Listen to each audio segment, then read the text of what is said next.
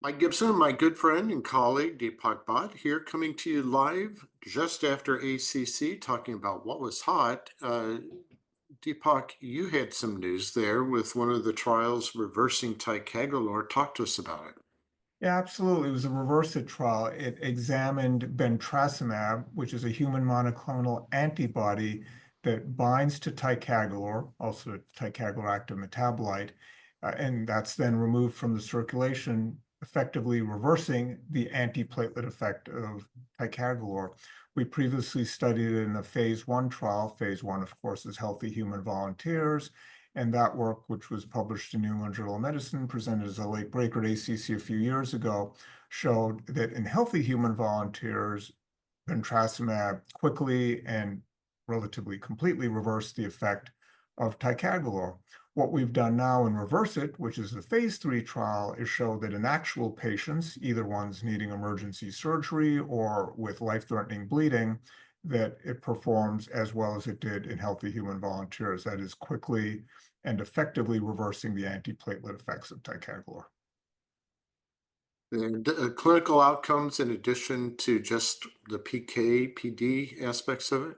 Yeah, absolutely. So we did also look for effective hemostasis, and that was independently adjudicated actually by Bob Giuliano, who you know well, and a group of talented adjudicators. And they judged that in the surgical cohort, there was effective hemostasis, excellent or good, in 100% of the patients, and in the bleeding patients, 83%. In that subgroup of bleeding patients with intracranial hemorrhage, 80% effective hemostasis, which is better than what historical controls have shown. Another strategy in surgical bleeding is to give FFP, but there's an alternative out there, the prothrombin complex concentrate, PCC. That fared pretty well in the recent study too.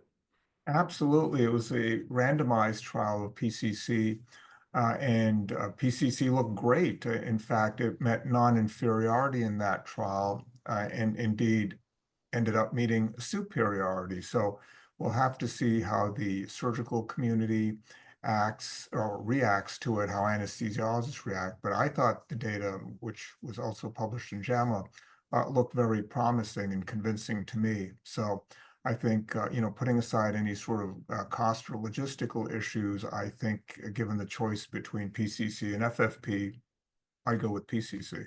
Yeah, I agree. Finally, a couple studies on Riva.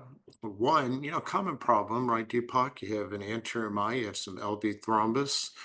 A lot of times warfarin's used, but in this study, they compared rivaroxaban to warfarin. And what they find?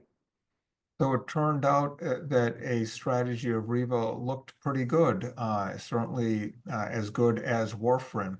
And I think the study provides randomized data for what probably a lot of us are already doing. I'd be interested what you're doing in your own clinical practice. But I must say, in the absence of any good randomized data based on observational data, ease of use, I moved to DOACs anyway in this situation. But now we can feel better about it with some randomized data. Yeah, a few pieces of randomized data out there, some observational data. This, I think, gives that strategy a shot in the arm. It is not, it's an off, it would be an off-label use, but certainly supported by the data.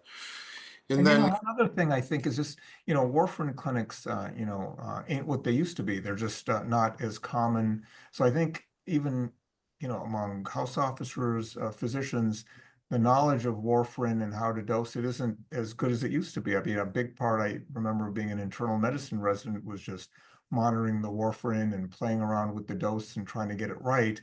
Of course, since that time, there are better algorithms for doing that, but still, I think a lot of that knowledge has eroded, so it makes it even more user-friendly and patient-friendly, I think, to use a DOAC. And while off-label, as you mentioned, there's already some amount of data observational, a little bit randomized, now more randomized, supporting it.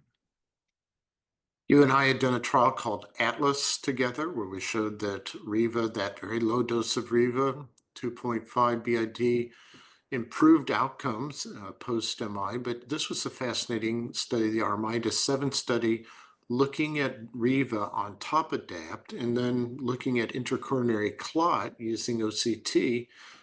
found better reduction when you add Riva. What were your thoughts?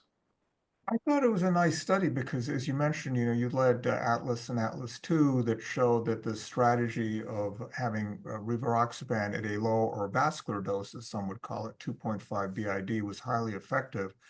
Compass also used that regimen, leading to FDA approval of the rivaroxaban 2.5 BID in high-risk CAD and/or PAD patients. So, two separate trials, Atlas 2 and Compass, found a mortality reduction with that strategy.